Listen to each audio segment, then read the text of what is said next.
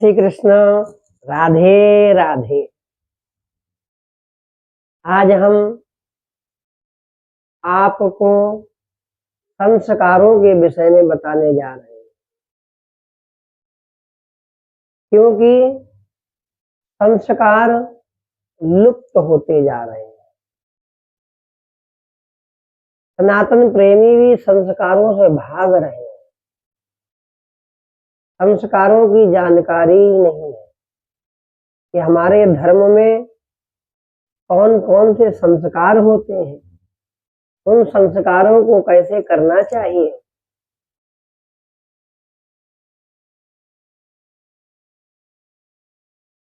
वेद, पुराणों तथा धर्म शास्त्रों में संस्कारों की आवश्यकता बतलाई गई है। जैसे खान से सोना, हीरा आदि निकलने पर उसमें चमक, प्रकाश तथा सौंदर्य के लिए उसे तपाकर,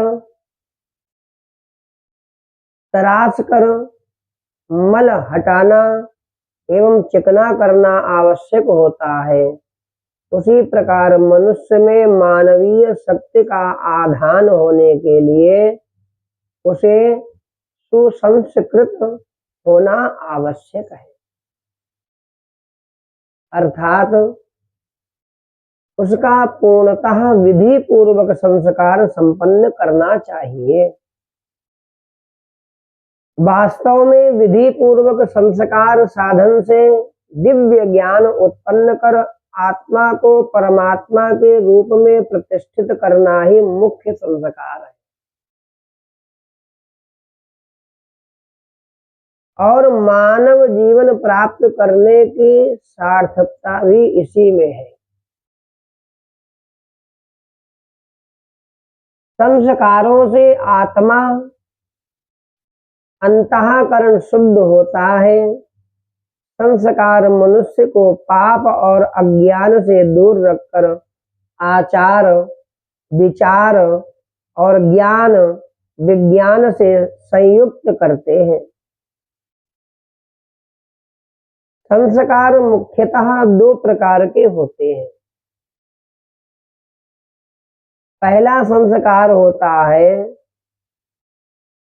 मलापनयन और दूसरा संस्कार होता है अतिशयाधान। किसी दर्पण आदि पर पड़ी हुई धूल आदि सामान्य मल को वस्त्र आदि से पोंछना, हटाना या स्वच्छ करना मलापनयन कहलाता है। और फिर किसी रंग या तेजोमय पदार्थ द्वारा उसी दर्पण को विशेष चमत्कृत या प्रकाशमय बनाना अतिशयाधान कहलाता है। अन्य शब्दों में इसे ही भावना, प्रतियत्न या गुणाधान संस्कार कहा जाता है। संस्कारों की संख्या विद्वानों में प्रारंभ से ही कुछ मतभेद रहता है। गौतम स्मृति में 48 संस्कार बतलाए गए हैं। महर्षि अंगिरा ने 25 संस्कारों की बात बताई है। पुराणों में भी विविध संस्कारों का उल्लेख है, परंतु उनमें मुख्य तथा आवश्यक 16 संस्कार माने गए हैं। 16 संस्कार महर्षि व्यास द्वारा प्रतिपादित प्रमुख 16 संस्कार इस प्रकार है। इन संस्कारों को आप ध्यान लगाकर सुने और आज के हमारे इस वीडियो को आप पूरा अंत तक देखें, जिससे कि आपको पता चल सके कि हमारे जीवन में संस्कारों का कितना महत्व है और आज संस्कारों को हम लोग भूले जा रहे हैं। पहला संस्कार है गर्भाधान संस्कार, दूसरा है पुंसवन, तीसरा है सीमंतोन्नयन संस्कार, चौथा संस्कार का नाम है जात कर्म संस्कार। पांचवें संस्कार का नाम है नामकरण संस्कार। छठे संस्कार का नाम है निष्क्रमण संस्कार। सातवें संस्कार का नाम है अन्नप्राशन संस्कार। आठवें संस्कार का नाम है चूडाकरण वपन क्रिया। नौवां संस्कार है कर्ण भेद संस्कार, जो हम लोग कान छिदाते हैं। 10वां संस्कार है व्रतादेश अर्थात उपनयन संस्कार। 11वां संस्कार होता है वेदारंभ। 12वां संस्कार है गोदान केशांत। 13वां संस्कार है वेद स्नान अर्थात समावर्तन संस्कार। 14वां संस्कार होता है विवाह संस्कार। 15वां संस्कार है विवाहाग्नि परिग्रह और 16वां संस्कार होता है त्रेताग्नि संग्रह। अब हम आपको बताने जा रहे हैं एक एक संस्कार को, पृथक पृथक संस्कारों के विषय में।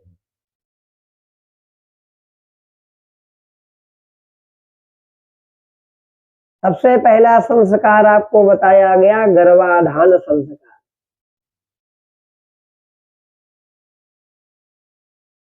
विधि पूर्वक संस्कार से युक्त गर्भाधान से अच्छी और सुयोग्य संतान उत्पन्न होती है। इस संस्कार से वीर्य संबंधी तथा गर्भ संबंधी पाप का नाश होता है, दोष का मार्जन तथा क्षेत्र का संस्कार होता है। यही गर्भाधान संस्कार का फल है। गर्भाधान के समय स्त्री पुरुष जिस भाव से भावित होते हैं, उसका प्रभाव उनके रजवीर में भी पड़ता है। उस रजवीर जन्य संतान में भी वे भाव प्रकट होते हैं। अर्थात स्त्री और पुरुष जैसे आहार, व्यवहार तथा चेष्टा से संयुक्त होकर परस्पर समागम करते हैं, उनका पुत्र भी वैसे ही स्वभाव का होता है। अतः शुभ मुहूर्त में शुभ मंत्र से प्रार्थना करके गर्भाधान करना चाहिए। इस विधान से कामुकता का दमन और शुभ भावापन्न मन का संपादन हो जाता है। द्विजात को गर्भाधान से पूर्व पवित्र होकर इस मंत्र से प्रार्थना करनी चाहिए। गर्भं देहि सिनीवालि गर्भं देहि प्रथुष्टुते गर्भं ते अश्विनौ देवा वाधत्तां पुष्करस्रजौ।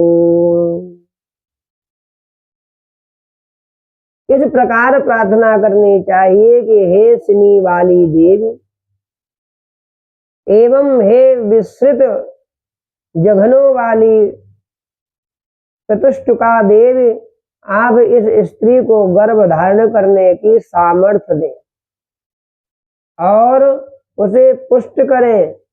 कमलों की माला से सुशोभित दोनों अश्विनी कुमार तेरे गर्भ को पुष्ट करें। इस प्रकार प्रार्थना भी करनी चाहिए और शुभ मुहूर्त में ही गर्भाधान करना चाहिए। तब आपको उत्तम संतान की प्राप्ति होगी। संतानें भी 3 प्रकार की होती हैं। एक मित्र संतान होती है, दूसरी शत्रु संतान होती है और तीसरी सम संतान।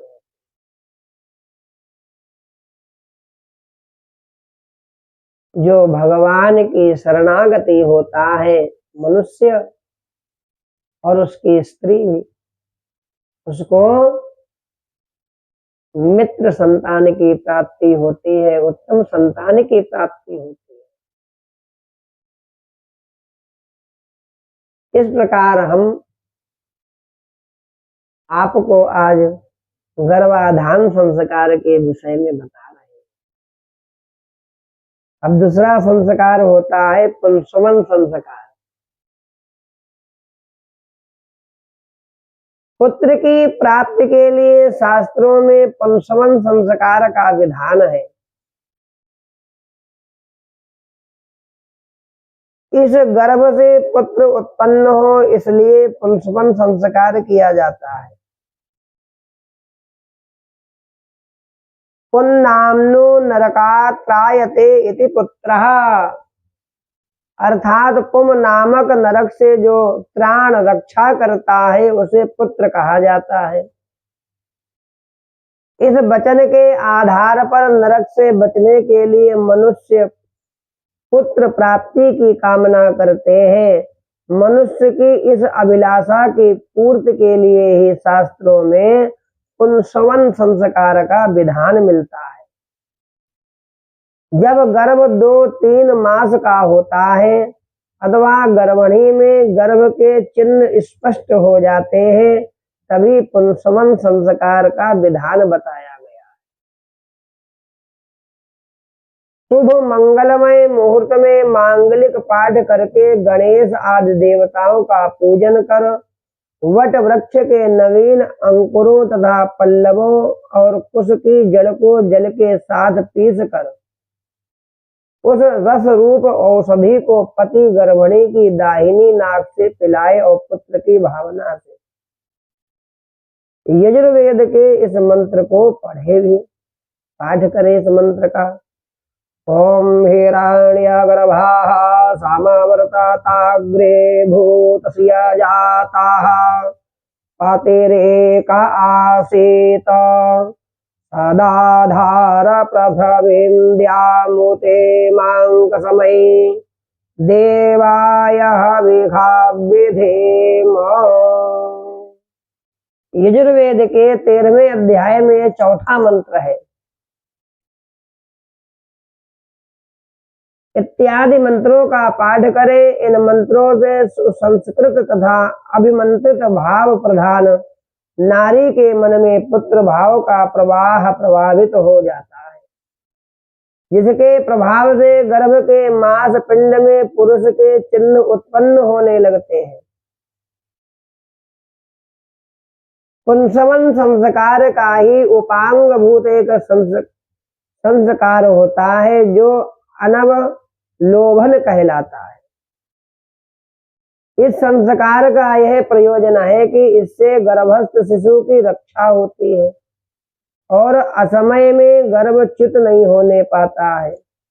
आपने देखा होगा गर्भ ठहरा और महीना 2 महीना 4 महीना में मर जाते हैं बच्चे गर्भ में ही, तो उससे भी रक्षा होती है। बालकों की, बालिका की, संतान की रक्षा हेतु यह संस्कार अवश्य करना चाहिए। इसमें शिशु की रक्षा के लिए सभी मांगलिक पूजन हवनादि कार्यों का अनंतर जल एवं औषधियों की प्रार्थना की जाती है।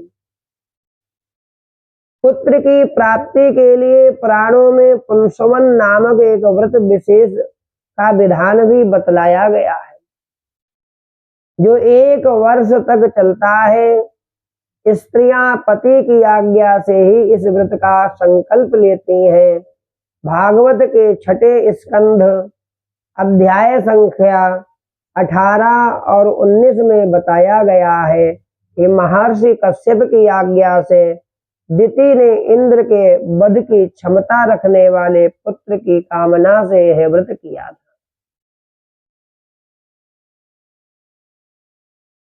तो इस प्रकार पुत्र की संतान की रक्षा हेतु पुंसवन संस्कार अवश्य करना चाहिए।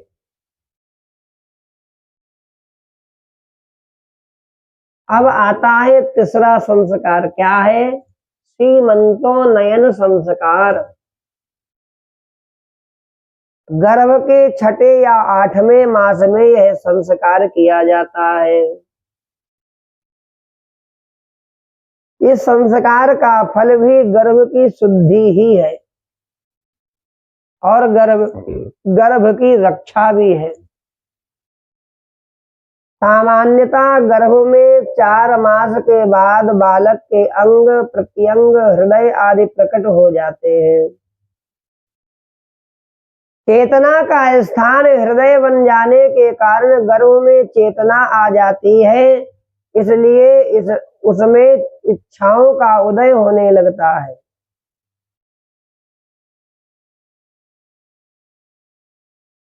शास्त्रों में पुराणों में भी बताया गया है कि 7वें महीने में जब बालक गर्भ में होता है तो उसको ज्ञान की प्राप्ति हो जाती है और वह मनुष्य जो है माँ के गर्भ में पंडित हो जाता है, ज्ञानी हो जाता है।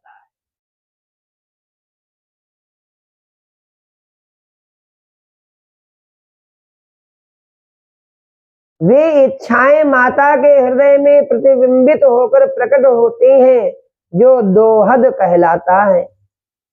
गर्भ में जब मन तथा बुद्धि में नूतन चेतना शक्ति का उदय होने लगता है, तब इनमें जो संस्कार डाले जाते हैं उनका बालक पर बहुत गहरा प्रभाव पड़ता है। इस समय गर्भ शिक्षण योग्य होता है। महाभक्त प्रहलाद को देवर्षि नारद जी का उपदेश तथा अभिमन्यु को चक्रव्यूह प्रवेश का उपदेश इसी समय में मिला था, गर्भ के भीतर ही। अतः माता पिता को चाहिए कि इन दिनों विशेष सावधानी के साथ शास्त्र सम्मत व्यवहार रखना चाहिए। इस संस्कार में घृत युक्त यज्ञ अवशिष्ट सुपाच्य पौष्टिक चरु खीर गर्भवती स्त्री को खिलाया जाता है। संस्कार के दिन सुपाच्य पौष्टिक भोजन का विधान करके यह संकेत कर दिया गया है कि प्रसव पर्यंत ऐसा ही सुपाच्य पौष्टिक भोजन देना चाहिए और गर्भिणी नारी को भी सुपाच्य भोजन ही करना चाहिए। इस संस्कार में पति को शास्त्र वर्णित गूलर आदि वनस्पति द्वारा गर्भिणी के सीमंत माघ का इन मंत्रों के द्वारा पृथक करणादि क्रियाएं करते हुए यह मंत्र पढ़ना चाहिए। भूर विनयामि ओम भुवर विनयामि ओम स्वर विनयामि। मंत्र से पृथक करणादि क्रियाएं करते हुए यह मंत्र पढ़ना चाहिए। येनादिते सीमानं नयति प्रजापतिर्महते सौभगाय तेनाहमस्यै सीमानं नयामि प्रजामस्यै जरदृष्टिं कृणोमि। अर्थात जिस प्रकार देव माता अदिति का सीमंतोन्नयन प्रजापति ने किया था, उसी प्रकार इस गर्भिणी का सीमंतोन्नयन करके इसके पुत्र को जरा वर्धा पर्यंत दीर्घजीवी करता हूँ। इसके बाद वृद्धा ब्रह्मणियों द्वारा आशीर्वाद दिलाया जाता है। जो सौभाग्यवती माताएं हों ब्राह्मणों के घर की, उनके द्वारा जो गर्भिणी नारी होती है उसकी गोद में फल मेवा आदि रखना चाहिए, डालना चाहिए। इस प्रकार सीमंतोन्नयन संस्कार संपन्न करना चाहिए। अब चौथा संस्कार होता है जात कर्म संस्कार। इस संस्कार से गर्भस्राव जन्य सारा दोष नष्ट हो जाता है। बालक का जन्म होते ही यह संस्कार करने का विधान है। नाल छेदन से पूर्व बालक को स्वर्ण की सलाका से अथवा अनामिका अंगुली से असमान मात्रा में मधु घृत चटाया जाता है। इसमें स्वर्ण त्रिदोष नाशक है, घृत आयु वर्धक तथा वात पित्त नाशक है एवं मधु कफ नाशक है। इन तीनों का सम्मिश्रण आयु लावण्य मेधा शक्ति को बढ़ाने वाला तथा पवित्र कारक होता है। बालक के पिता अथवा आचार्य को बालक के कान के पास उसके दीर्घायु के लिए इस मंत्र का पाठ करना चाहिए। अग्निरायुष्मांस्य वनस्पतिभिरायुष्मास्तेन स्वायुषायुष्मन्तं करोमि। जिस प्रकार अग्निदेव वनस्पतियों द्वारा आयुष्मान है, उसी प्रकार उनके अनुग्रह से मैं तुम्हें दीर्घ आयु से युक्त करता हूँ। ऐसे 8 आयुष मंत्रों को बालक के कान के पास गंभीरता पूर्वक जप कर उसके मन को उत्तम भावों से भावित करे। पुनः पिता द्वारा पुत्र के दीर्घायु होने तथा उसके कल्याण की कामना से यजुर्वेद के 12वें अध्याय के 18 से 28 इत्यादि 11 मंत्रों का पाठ करते हुए बालक के हृदय आदि सभी अंगों का स्पर्श करने का विधान है। दिवस परिप्रथमं यज्ञे, ये सब यजुर्वेद के मंत्र हैं, इनका पाठ करना चाहिए और अंगों का स्पर्श करना चाहिए। इस संस्कार में माँ के स्तनों को धोकर दूध पिलाने का विधान इसलिए किया गया है कि माँ के रक्त और मांस से उत्पन्न बालक के लिए माँ का दूध ही सर्वाधिक पोषक पदार्थ बताया गया है। अब आता है 5वां संस्कार, नामकरण संस्कार। इस संस्कार का फल आयु तथा तेज की वृद्धि, लौकिक व्यवहार की सिद्धि बताया गया है।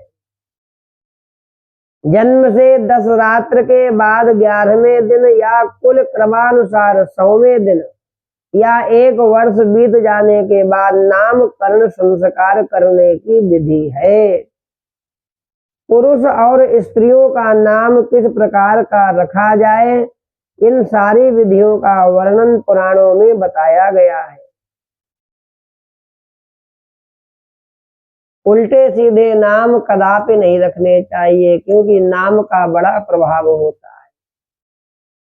अपने घर के आचार्य के द्वारा अथवा अपने घर के जो कुल के गुरु हों, उनके द्वारा बच्चों का नाम रखवाना चाहिए। उल्टा सीधा नाम कदापि नहीं रखना चाहिए, क्योंकि नाम का बड़ा प्रभाव होता है जीवन। अब 6ठा संस्कार आता है, निष्क्रमण संस्कार। इस संस्कार का फल विद्वानों ने आयु की वृद्धि बताया है। यह संस्कार बालक के 4थे या 6ठे मास में होता है। सूर्य तथा चंद्रादि देवताओं का पूजन कर बालक को उनके दर्शन कराना इस संस्कार की मुख्य प्रक्रिया है। बालक का शरीर पृथ्वी, जल, तेज, वायु, आकाश से ही बनता है, इसीलिए 5 भौतिक देह कहलाती है। बालक का पिता इस संस्कार के अंतर्गत आकाश आदि पंचभूतों के देवताओं से बालक के कल्याण की कामना करता है। अथर्ववेद का मंत्र है 8वें अध्याय का, शिवेते ताम द्यावा पृथ्वी असंतापे अभिश्रियौ संते सूर्य आतपतु संवातो वातु ते हृदय शिवा अभिक्षरन्तु त्यापो दिव्यापयस्वती। अर्थात इस मंत्र का अर्थ है कि हे बालक, तेरे निष्क्रमण के समय द्युलोक तथा पृथ्वी लोक कल्याणकारी, सुखद एवं शोभास्पद हो। सूर्य तेरे लिए कल्याणकारी प्रकाश करे, तेरे हृदय में स्वच्छ कल्याणकारी वायु का संचरण हो। दिव्य जल वाली गंगा यमुना आदि नदियां तेरे लिए निर्मल हो जाए, स्वादिष्ट जल का वहन करें। इस प्रकार यह संस्कार निष्कर्मण संस्कार करना चाहिए। और हम आपको बहुत ही सूक्ष्म व्यवस्था से ये सब बता रहे हैं। इन सब संस्कारों को विस्तृत तरीके से बताया गया है हमारे पुराणों में, वेदों में। उनमें भी आपको अध्ययन अवश्य करना चाहिए कि इन संस्कारों का क्या महत्व है। एक गीता प्रेस के द्वारा पुस्तक आ रही है आजकल,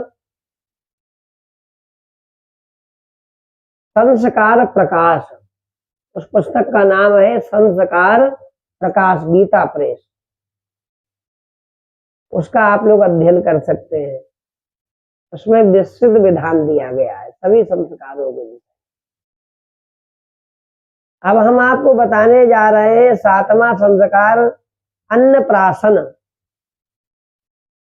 इस संस्कार के द्वारा माता के गर्भ में मलिन भक्षण जन्य जो दोष बालक में आ जाते हैं उनका नाश हो जाता है।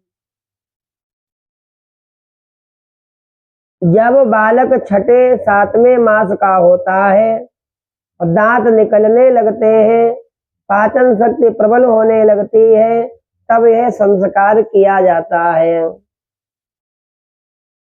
शुभ मुहूर्त में देवताओं का पूजन करने के पश्चात माता पिता आदि सोने या चांदी की सलाखा या चम्मच से निम्नलिखित मंत्र से बालक को हविष्यान्न, खीर आदि पवित्र और पुष्टिकारक अन्न चटाते हैं। शिवौते स्ताम ब्रीहियवा वला सावदो मधो एतौ यसमं वेवाधेते एतौ मुंचतो अहम हसः। ये सब अथर्व मंत्र के ही, अथर्ववेद के मंत्र हैं। इनका अर्थ हम बताते हैं। प्रार्थना करनी चाहिए अन्न चटाते समय कि हे बालक, जौ और चावल तुम्हारे लिए बलदायक और पुष्टिकारक हो, क्योंकि ये दोनों वस्तुएं यक्षमा नाशक हैं, देवान्न होने से पाप नाशक है। इस संस्कार के अंतर्गत देवों को खाद्य पदार्थ निवेदित कर अन्न खिलाने का विधान बताया गया है। अर्थात अन्न बनाओ और तुलसी दल डालकर भगवान को भोग लगाकर उसी प्रसाद को उस बालक को चटाना चाहिए। अन्न ही मनुष्य का स्वाभाविक भोजन है, उसे भगवान का कृपा प्रसाद समझकर ग्रहण करना चाहिए।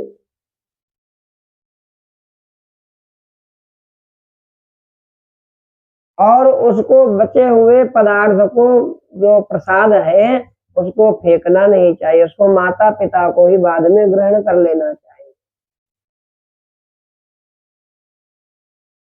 8वां संस्कार है चूडाकरण संस्कार।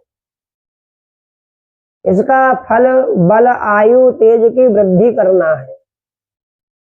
इसे प्रायः 3रे, 5वें, 7वें वर्ष, 3रे, 5वें या 7वें वर्ष अथवा कुल परंपरा के अनुसार करने का विधान है।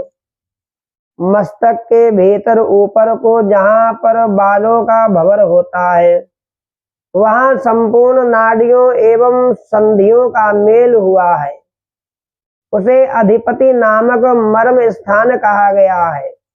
इस मर्म स्थान की सुरक्षा के लिए ऋषियों ने उस स्थान पर चोटी रखने का विधान किया है। बालक का चूडाकरण संस्कार करना चाहिए और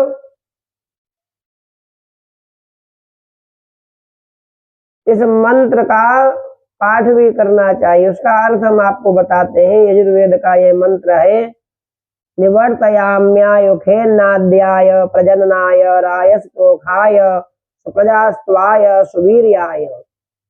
यजुर्वेद में 3रे अध्याय का 63वां मंत्र है ये। इसका अर्थ है कि हे बालक, मैं तेरे दीर्घ आयु के लिए तथा तुम्हें अन्न के ग्रहण करने में समर्थ बनाने के लिए, उत्पादन शक्ति प्राप्ति के लिए, ऐश्वर्य वृद्धि के लिए, सुंदर संतान के लिए, बल तथा पराक्रम प्राप्ति के योग्य होने के लिए तेरा चूड़ाकर्ण मुंडन संस्कार करता हूँ। इस मंत्र से बालक को संबोधित करके शुभ मुहूर्त में कुशल नाई से बालक का मुंडन कराना चाहिए।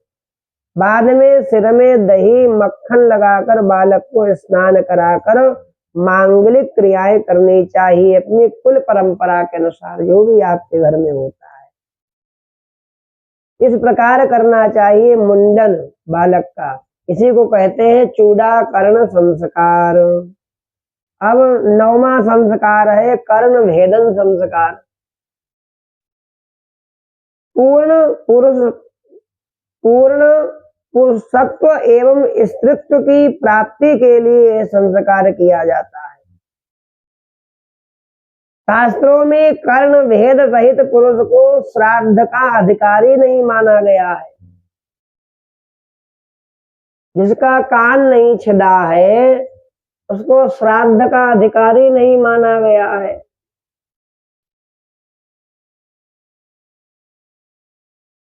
इस संस्कार को 6 मास से लेकर 16वें मास तक अथवा 3, 5 आदि विषम वर्ष में या कुल क्रमागत आचार को मानते हुए संपन्न करना चाहिए। सूर्य की किरणें कानों के छिद्र से प्रविष्ट होकर बालक बालिका को पवित्र करती हैं। इसलिए बालकों को और बालिकाओं को भी कर्ण छेदन अवश्य कराना चाहिए और बालिकाओं को, महिलाओं को, माताओं बहनों को नाक में भी छेदन अवश्य कराना चाहिए। इससे तेज की प्राप्ति होती है। यद्यपि ब्राह्मण और वैश्य का रजत शलाका का सुई से, ब्राह्मण और वैश्य का सुई से, क्षत्रिय का स्वर्ण शलाका से तथा शूद्र का लौह शलाका द्वारा कान छेदने का विधान शास्त्रों में बताया गया है। तथापि वैभवशाली पुरुषों को स्वर्ण शलाका से ही यह क्रिया संपन्न करानी चाहिए। पवित्र स्थान में शुभ समय में देवताओं का पूजन कर सूर्य के सम्मुख बालक अथवा बालिका के कानों का निम्नलिखित मंत्र द्वारा अभिमंत्रण करना चाहिए। यजुर्वेद में 25वें अध्याय में 21वां मंत्र है। इस मंत्र को पढ़ना चाहिए और कर्ण छेदन बालक का करना चाहिए, बालिका का करना चाहिए और बालिका की नाक का भी छेदन करना चाहिए। मंत्र इस प्रकार है। भद्रं कर्णेभिः शृणुयाम देवा भद्रं पश्येमाक्षभिर्यजत्राः स्थिरैरङ्गैस्तुष्टुवा पुंसस्तानो भृव्यासे महे देवहितं जदायुः। इस मंत्र को पढ़ना चाहिए कर्ण छेदन के समय। फिर बालक के प्रथम दाहिने कान में तदनंतर बाएं कान में सुई से छेद करें।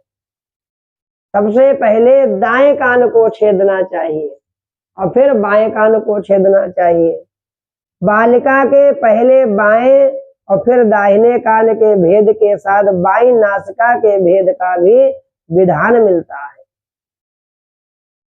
बिटिया लोगों का पहले जो है बाएं कान का छेदन करना चाहिए और फिर दाएं कान का छेदन करना चाहिए। इन भेदों में बालकों को कुंडल आदि तथा बालिका को कर्णाभूषण आदि पहनाने चाहिए। कर्ण भेद के नक्षत्र से तीसरे नक्षत्र में लगभग तीसरे दिन अच्छी तरह से उष्ण जल से कान को धोना और स्नान कराना चाहिए।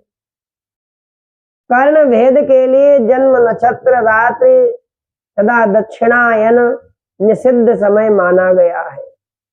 रात में कान नहीं छेदना चाहिए।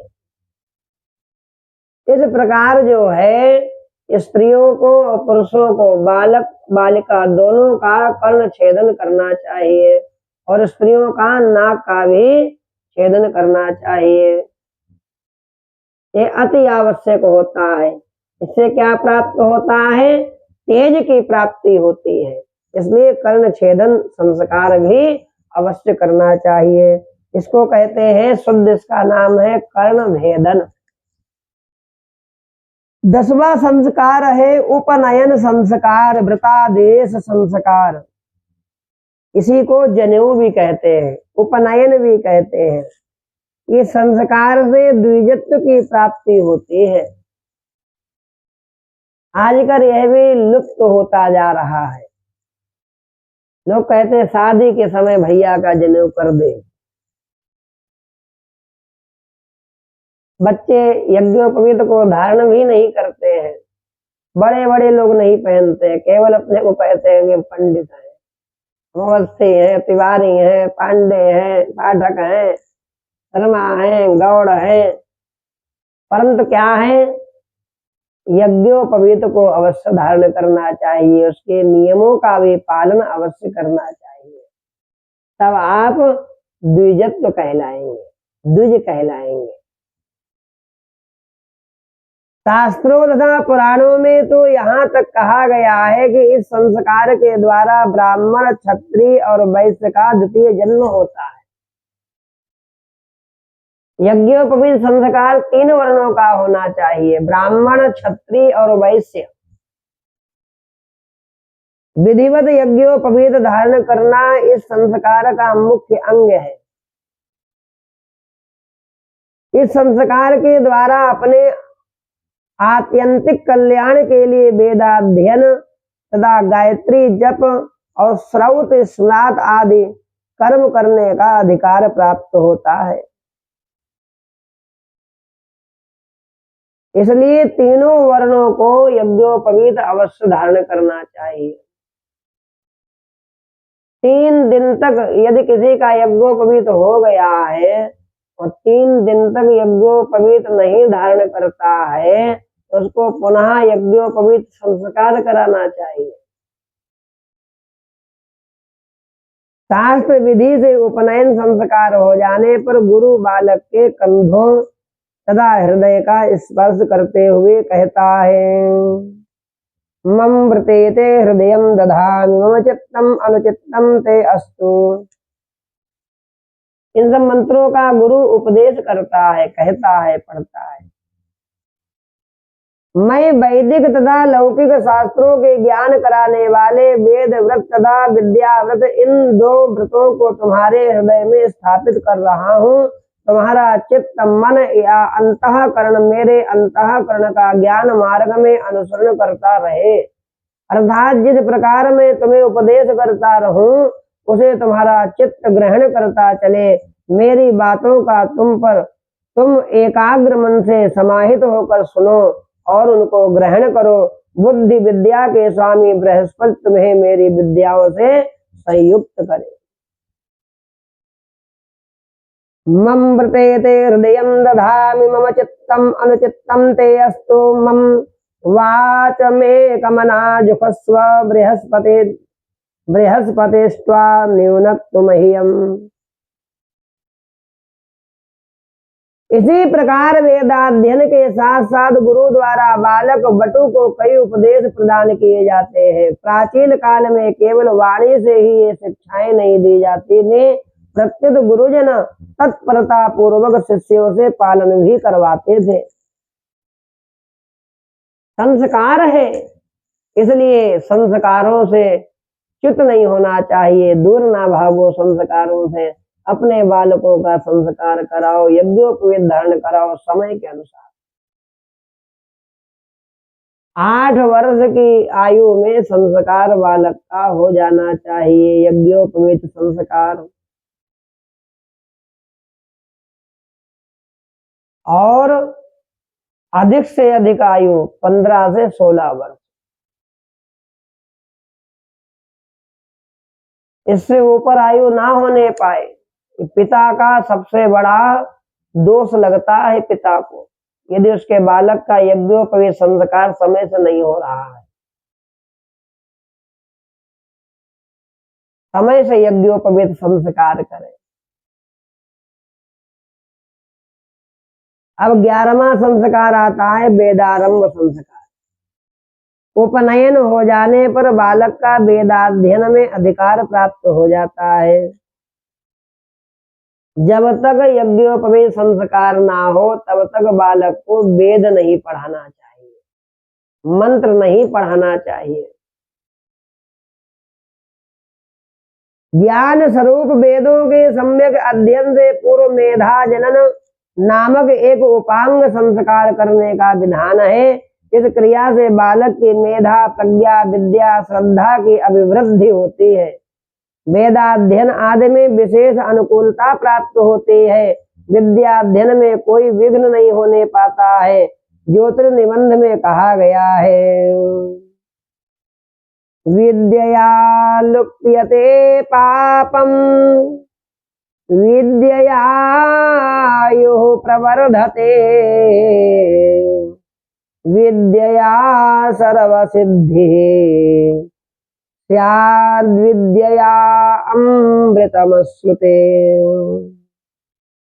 अर्थात वेद विद्या के अध्ययन से सारे पापों का लोप होता है, आयु की वृद्धि होती है, सारी सिद्धियां प्राप्त होती है, यहाँ तक कि उसके समक्ष साक्षात अमृत रस असन पान के रूप में उपलब्ध हो जाता है।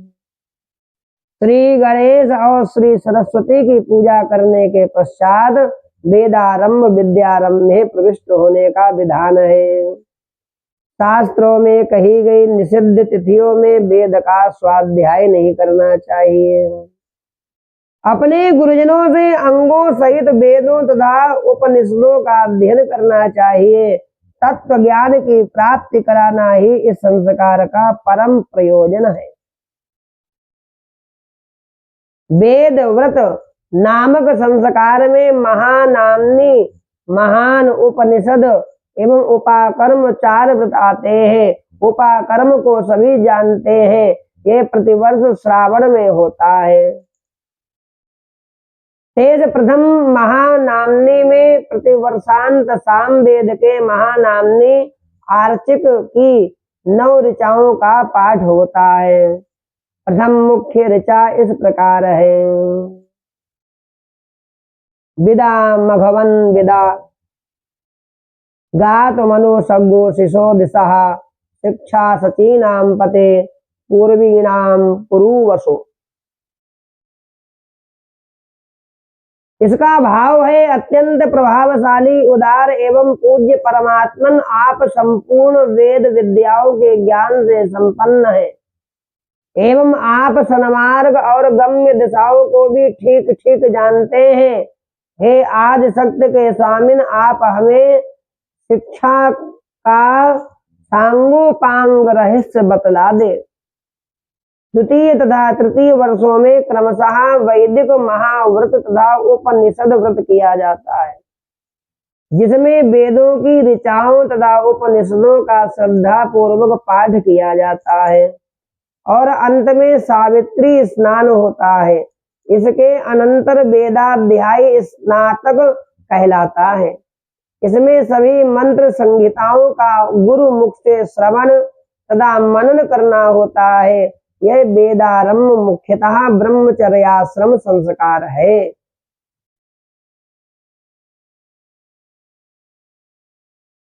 केशांत संस्कार गोदान 12वां संस्कार है केशांत संस्कार। वेदारंभ संस्कार में ब्रह्मचारी गुरुकुल में वेदों का स्वाध्याय तथा अध्ययन करता है। उस समय वह ब्रह्मचर्य का पूर्ण पालन करता है तथा उसके लिए केश और वसु दाढ़ी मौंजी मेखलादि धारण करने का विधान है। जब विद्याध्ययन पूर्ण हो जाता है तब गुरुकुल में ही केशांत संस्कार संपन्न होता है। इस संस्कार में भी आरंभ में सभी संस्कारों की तरह गणेशादि देवों का पूजन कर यज्ञादि के सभी अंगभूत कर्मों का संपादन करना पड़ता है। तदनंतर दाढ़ी बनाने की क्रिया संपन्न की जाती है, इसलिए यह केशांत संस्कार भी कहलाता है, कहा जाता है। पूर्वोक्त विवरण में यह स्पष्ट किया गया है कि केशांत शब्द से दाढ़ी का ही ग्रहण होता है। श्मश्रु, अतः मुख्यतः केशांत संस्कार है। इसे गोदान संस्कार भी कहा जाता है, क्योंकि गौ यह नाम केश बालों का भी है। केशों का अंत भाग अर्थात समीपस्थित श्मश्रु भाग भी कहलाता है। रघुवंश में कहा गया है कि गौ अर्थात लोम केश जिसमें काट दिए जाते हैं, इस व्युत्पत्ति के अनुसार गोदान पद यहाँ ब्राह्मण आदि वर्णों के 16वें वर्ष में करने योग्य केशांत नामक कर्म का वाचक है। यह संस्कार केवल उत्तरायण में किया जाता है, प्रायः 16 वर्ष में होता है, 16वें वर्ष में। अब 13वां संस्कार आता है समावर्तन संस्कार। समावर्तन विद्याध्ययन का अंतिम संस्कार है। विद्याध्ययन पूर्ण हो जाने के अनंतर स्नातक ब्रह्मचारी अपने पूज्य गुरु की आज्ञा पाकर अपने घर में समावर्तित होता है, लौटता है गुरुकुल से। इसीलिए इसे समावर्तन संस्कार कहा जाता है। गृहस्थ जीवन में प्रवेश पाने का अधिकारी हो जाता है। गृहस्थ जीवन में प्रवेश पाने का अधिकारी हो जाना समावर्तन संस्कार का फल है। वेद मंत्रों से अभिमंत्रित जल से भरे हुए 8 कलशों से विशेष विधि पूर्वक ब्रह्मचारी को स्नान कराया जाता है, इसलिए यह वेद स्नान संस्कार भी कहलाता है। समावर्तन संस्कार की वास्तविक विधि के संबंध में आश्वलायन स्मृति के 14वें अध्याय में 5 प्रमाणिक श्लोक मिलते हैं, जिनके अनुसार केशांत संस्कार के बाद विधि पूर्वक स्नान के अनंतर वह ब्रह्मचारी वेद विद्यावृत स्नातक कहलाता है। उसे अग्नि स्थापन, परिसमूहन, पर्युषण आदि अग्नि संस्कार कर ऋग्वेद के 10वें मंडल के 128वें सूक्त की सभी 9 ऋचाओं से सविधा का हवन करना चाहिए। फिर गुरु दक्षिणा देकर गुरु के चरणों का स्मरण कर उनकी आज्ञा ले। होम के अनंतर सुष्कृत होम के अनंतर निम्न मंत्र द्वारा वरुण देव से मौजी मेखला आदि के त्याग की कामना करते हुए प्रार्थना करनी चाहिए। ऋग्वेद के इस मंत्र को पढ़ना चाहिए। उदुत्तमम् मुमुद्धीनो विपासम मध्यमम चित अवाधमानी जीवसे। इसका भाव है कि हे वरुणदेव, आप हमारे कटी एवं ऊर्ध्व भाग के मौजी उपवीत मेखला को हटाकर सूत की मेखला उपवीत पहनने की आज्ञा दें। निर्विघ्न अग्निम जीवन का विधान करे। इसके बाद गुरुजन घर आते समय उसे लोक परलोक हितकारी जीवन उपयोगी शिक्षा देते हैं। सत्य बोलना, धर्म का आचरण करना, स्वाध्याय में प्रमाद ना करना, आचार्य के लिए प्रिय धन ला कर देना, संतान परंपरा का उच्छेद ना करना, सत्य में प्रमाद ना करना, कुशल कर्मों में प्रमाद ना करना, ऐश्वर्य देने वाले कर्मों में प्रसाद ना करना, स्वाध्याय और प्रवचन में प्रमाद ना करना, देव कार्यों पितृ कार्यों में प्रमाद नहीं करना, माता पिता आचार्य अतिथि को देवता मानने वाले हो। जो अनिंद्य कर्म है उन्हीं की ओर प्रवृत्ति होनी चाहिए, अन्य कर्मों की ओर नहीं। हमारे जो शुभ आचरण है तुम्हें उन्हीं का आचरण करना चाहिए, दूसरे का नहीं। जो हमारी अपेक्षा भी श्रेष्ठ ब्राह्मण है उनका आसनादि के द्वारा तुम्हें आश्वासन आदर करना चाहिए। श्रद्धा पूर्वक दान देना चाहिए, अश्रद्धा पूर्वक नहीं देना चाहिए।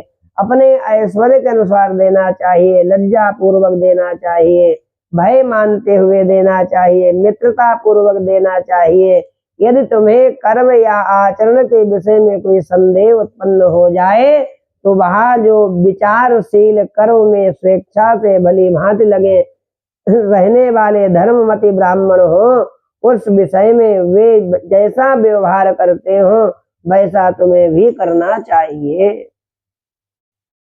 इसी प्रकार जिन पर संशय युक्त दोषारोपण किया गया हो उनके विषय में भी वहां जो विचारशील स्वेच्छा से कर्मपरायण सरल हृदय धर्माभिलाषी ब्राह्मण हो वे जैसा व्यवहार करें वैसा तुम्हें भी करना चाहिए।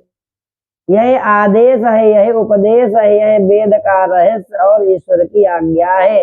इसी प्रकार तुम्हें उपासना करनी चाहिए, ऐसा ही आचरण करना चाहिए। अब 14वां संस्कार है विवाह संस्कार। पुराणों के अनुसार ब्राह्म आदि उत्तम विवाहों से उत्पन्न पुत्र पितरों को तारने वाला होता है। विवाह का यही फल बताया गया है। विवाह संस्कार का भारतीय संस्कृति में अत्यधिक महत्व है।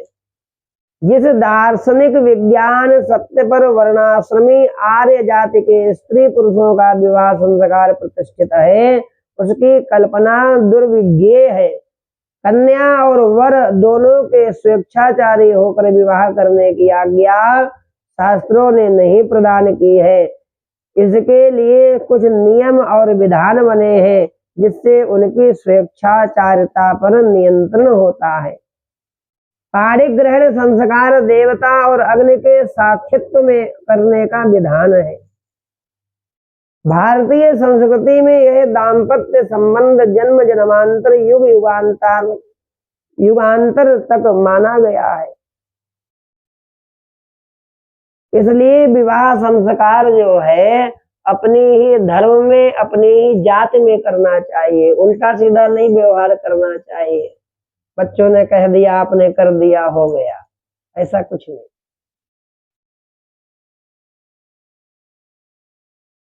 जो अलग अलग जातियों में विवाह करते हैं उनके द्वारा जो पुत्र पुत्री उत्पन्न होते हैं, बच्चे संतान जो उत्पन्न होती हैं वे तारने वाली संतानें नहीं होती हैं, अधोगति को ले जाती हैं, नरकों में ले जाती हैं अपने माता पिता को। जो एक वर्ण के होते हैं पति पत्नी बच्चे, उनके द्वारा जो संतान उत्पन्न होती है वह स्वर्ग आदि लोकों में अपने माता पिता को ले जाती है। इसलिए वर्ण संकरता नहीं करनी चाहिए, अपने ही वर्ण में विवाह संस्कार आदि सब करना चाहिए। 15वां संस्कार है विवाहाग्नि परिग्रह। विवाह संस्कार में लाजा होम आदि क्रियाएं जिस अग्नि में संपन्न की जाती हैं वह सख्य नामक अग्नि कहलाती है। इसी को विवाहाग्नि भी कहा जाता है। उस अग्नि का आहरण तथा परिसमूहन आदि क्रियाएं इस संस्कार में संपन्न होती हैं। शास्त्रों में निर्देश है कि किसी बहुत पशु वाले वैश्य के घर से अग्नि को लाकर विवाह स्थल की उपलिप्त पवित्र भूमि में परिसमूहन परशुक्षण पूर्वक उस अग्नि की मंत्रों से स्थापना करनी चाहिए। उसी स्थापित अग्नि में विवाह संबंधी लाजा होम औपासन होम करना चाहिए। तदनंतर अग्नि की प्रदक्षिणा कर सुष्कृत होम पूर्ण आहुति करने का विधान है। कुछ विद्वानों का मत है कि अग्नि कहीं बाहर से न लाकर अरणि मंथन द्वारा उत्पन्न करनी चाहिए। विवाह के अनंतर जब वर वधू अपने घर आने लगते हैं तब उस स्थापित अग्नि को घर लाकर किसी पवित्र स्थान में प्रतिष्ठित कर उसमें प्रतिदिन अपनी कुल परंपरा अनुसार सायं प्रातः हवन करना चाहिए। यह नित्य हवन विधि द्विजाति के लिए आवश्यक बताई गई है। नित्य कर्मों में परिगणित है सभी वैश्वदेवादि स्मार्त कर्म पाक यज्ञ इसी अग्नि में अनुष्ठित किए जाते हैं, जैसा कि याज्ञवल्क्य ने भी कहा है।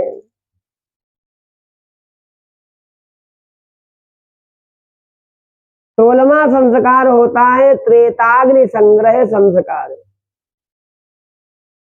स्मार्त या पाक यज्ञ संस्था के सभी कर्म वैवाहिक अग्नि में हविर यज्ञ एवं सोम यज्ञ संस्था के सभी स्रोत कर्मानुष्ठान आदि कर्म वैताग्नाग्नि में संपादित होते हैं। इससे पूर्व विवाहाग्नि परिग्रह संस्कार के परिचय में यह स्पष्ट किया गया है कि विवाह में घर में लाई गई आव सत्य अग्नि प्रतिष्ठित की जाती है, उसी में स्मार्त कर्म आदि अनुष्ठान किए जाते हैं। उस स्थापित अग्नि से अतिरिक्त 3 अग्नियों दक्षिणाग्नि, गार्हपत्य, आहवनीय की स्थापना तथा उनकी रक्षा आदि का विधान भी शास्त्रों में निर्दिष्ट है। ये 3 अग्नियां त्रेताग्नि कहलाते हैं, जिसमें सौत कर्म संपादित होते हैं। भगवान श्री राम जब लंका विजय कर सीता के साथ पुष्पक विमान से वापस लौट रहे थे, तब उन्होंने मलयाचल के ऊपर से आते समय सीता को अगस्त जी के आश्रम का परिचय देते हुए बताया कि यह अगस्त मुनि का आश्रम है, जहाँ के त्रेताग्नि में संपादित यज्ञों के सुगंधित धुएं को सूंघकर मैं अपने को सभी पाप तापों से मुक्त अनुभव कर रहा हूँ। अब आती है अंत्येष्टि क्रिया। कुछ आचार्यों ने मृत शरीर की अंत्येष्टि क्रिया को भी एक संस्कार माना है, जिसे पितृमेध, अंत्यकर्म, अंत्येष्टि अथवा शमशान कर्म आदि नामों से भी कहा गया है। शास्त्रों में इस क्रिया से संबद्ध सभी विषयों का वर्णन है। यह क्रिया अत्यंत महत्व की है। यहाँ इसका संक्षेप में विवरण दिया जा रहा है, परंतु इसके पूर्व मृत्यु से पूर्व किए जाने वाले कार्यों का निरूपण करना भी आवश्यक है। गोबर जल से भूमि को लीप कर कुशाओं से ढक दे, काले तिलों को फैला दे, उस भूमि पर मरने वाले को उत्तर की ओर सिर करके सीधा चित्त करके लिटा दे। तुलसी पत्र सहित गंगा जल धीरे धीरे मुख में डाले, यथाशक्ति आतुरकालीन दान दीप दान कराया जाए। उपस्थित सभी मनुष्य हरि स्मरण और हरिनाम संकीर्तन करें। श्री कृष्ण गोविंद हरे मुरारे, नाथ नारायण वासुदेव। इस संस्कार में मुख्यतः संस्कृत अग्नि से दाह क्रिया से लेकर द्वादशाह तक के कर्म संपन्न किए जाते हैं। मृत व्यक्ति के शरीर को स्नान कराकर वस्त्रों से आच्छादित कर तुलसी, स्वर्ण आदि पवित्र पदार्थों को अर्पित कर शिखा सूत्र सहित उत्तर की ओर सिर करके चिता में स्थापित करना चाहिए। औरस पुत्र अथवा सपिंडी या सगोत्री व्यक्ति सुसंस्कृत अग्नि से मंत्र सहित चिता में अग्नि दे। अग्नि देने वाले व्यक्ति को 12वें दिन तक सपिंडन पर्यंत सारे कर्म करने चाहिए। तीसरे दिन अस्थि संचयन करके 10वें दिन दशाह कर तिलांजलि देनी चाहिए। 10 दिन तक अशौच रहता है, उसमें कोई नैमित्तिक कार्य नहीं करने चाहिए। बहुधायनीय पितृमेध सूत्रों में इस क्रिया की विशिष्ट विधि बताई गई है। अंत्येष्टि क्रिया के रहस्य पर कुछ संक्षिप्त विचार इस प्रकार हैं। मृत्यु के अनंतर मृत शरीर को अग्नि प्रदान करके वैदिक मंत्रों द्वारा दाह क्रिया संपन्न की जाती है। वर्ण आश्रम के अनुसार 10 गात्र विधान, 16 श्राद्ध, सपिंडन, करण आदि क्रियाएं भी इसी संस्कार के अंतर्गत होती हैं। 5 कर्मेंद्रिय, 5 ज्ञानेन्द्रिय, 5 प्राणवायु, मन और बुद्धि, इन 17 वस्तुओं का सूक्ष्म शरीर लेकर जीव स्वकर्मानुसार साध कौशिक स्थूल शरीर में प्रवेश करता है। वहीं प्रारब्ध को समाप्त कर जब उपर्युक्त 17 वस्तुओं को लेकर स्थूल शरीर से वह निकलता है, उस समय जीव को सूक्ष्म शरीर के रक्षार्थ एक वायवीय शरीर मिलता है। इसी से वह अपने कर्मानुसार कृष्ण या शुक्ल गति को प्राप्त होता है। साढ़ कौशिक स्थूल शरीर से निकलते ही तत्काल वह वायवीय शरीर को ग्रहण करता है। इसी समय जीव की प्रेत संज्ञा पड़ती है, अर्थात वह अधिक चलने वाला और हल्का जीव बन जाता है। स्थूल शरीर में अधिक समय तक निवास होने के कारण शरीर के साथ उसका विशेष अभिनिवेश हो जाता है। अतएव जीव बारंबार वायु प्रधान शरीर के द्वारा पूर्व शरीर के सूक्ष्मावयवों परमाणुओं की तरफ रहने की चेष्टा करता है, पुनः उस मरे हुए शरीर में जाने की चेष्टा करता है। इसलिए इसी प्रेतत्व से मुक्ति के लिए दशगात्रादि श्राद्ध क्रियाएं शास्त्रों में बताई गई हैं। जिसका भी दाह संस्कार किया जाता है उसकी संपूर्ण क्रिया करनी चाहिए। विवाह संस्कार आदि नहीं भी हुआ है, आयु बढ़ गई है, 25-30 साल का बालक हो गया, उसकी भी क्रिया करनी चाहिए। मूर्ख विद्वान सभी के लिए प्रेतत्व विमुक्ति काम ऐसा श्राद्ध प्रकरण में पढ़ा जाता है। मृतक की वासना जमीन में गड़े हुए कहीं गंध युक्त पड़े हुए पूर्व शरीर पर ना जाए और उससे जीव की मुक्ति हो जाए, इसलिए हिंदुओं में मृत शरीर को जलाने की प्रथा प्रचलित हुई है। अग्नि संस्कार से मृत शरीर का पार्थिव जो तत्व है कण कण जलकर रूपांतर ग्रहण करता है। फिर भस्म रूप फूल पार्थिव तत्व भगवती भागीरथी के पावन वार धारा में प्रवाहित कर दिया जाता है, अर्थात गंगा जी में उसकी अस्थियां विसर्जित कर दी जाती हैं। जिस प्राणी की अस्थियां 10 दिन के भीतर गंगा में विसर्जित हो जाती हैं वह प्राणी मुक्त हो जाता है। वह परम पवित्र जल उन भस्म कणों को श्वास रूप में परिवर्तित कर लेता है। फिर मृत का संबंध पूर्व शरीर से विच्छिन्न हो जाता है। शास्त्र विहित श्राद्धादिक क्रिया के द्वारा प्रदत्त जलादि सामग्री से तृप्त होकर वह प्रेत शरीर को छोड़ देता है। सन्यासियों के मृत शरीर के लिए अग्नि संस्कार शास्त्र में नहीं बतलाया गया, क्योंकि कामनानुबंधी कर्मों को तथा कृत कर्म फलों को त्यागने से और श्री भगवत चरणार बिंदों में गाढ़ अनुराग होने से शरीर, स्त्री, पुत्र, परिवार, धनादि की वासना जीवन दशा में ही छूट जाती है। अतएव शरीर से निकली हुई सन्यासियों की आत्मा शीघ्र शुक्ल गति से प्रयाण कर जाती है। मृत शरीर की ओर आकर्षण करने वाली सामग्री ही नहीं रह जाती, इसलिए सन्यासियों के लिए श्राद्धादि की कल्पनाएं नहीं की गई है।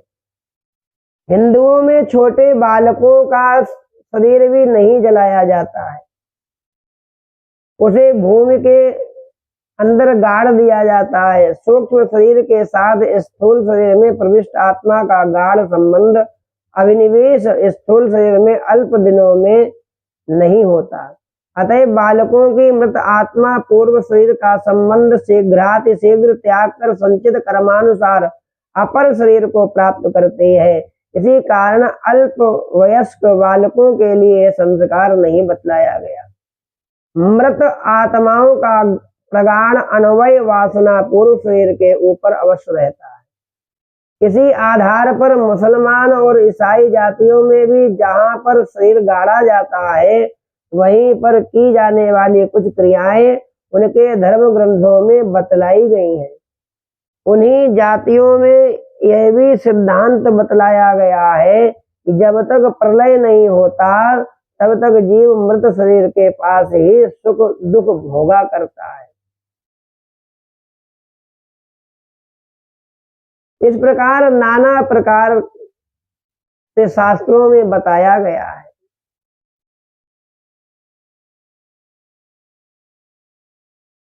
इसलिए सभी प्राणियों को संस्कारों पर विशेष ध्यान देना चाहिए।